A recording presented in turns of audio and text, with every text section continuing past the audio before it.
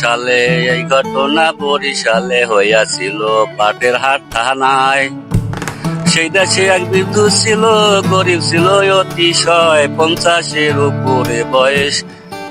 বৃদ্ধ কামলা খেটে খায়, নামটি তাহার শ্রীমূর্তি, নাহি ছিল বিদ্যা বুদ্ধি, লেখা পড়া কিছুই জানত নয়।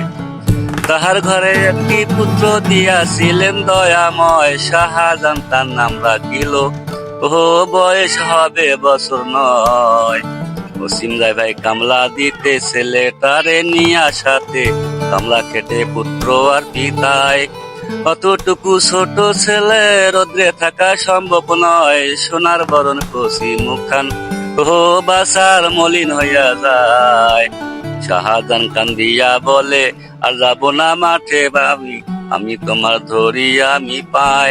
মাটির বুকে ঝরবা তোলে, কাজ করিতে কষ্ট হয়, আর যাব না মাঠে আমি, বাবা যাব পাঠশালায়। অসীম বলে ছেলের প্রতি, আমরা হইলাম গরিব দুঃখী, গরিবের কি লেখা পড়া হয়? লেখা পড়া ধনীর ছেলে, গরিবেরা খাটনিরায়, কোথায় পাবো টাকা পয়সা, বাবা বই পাবো কোথায়?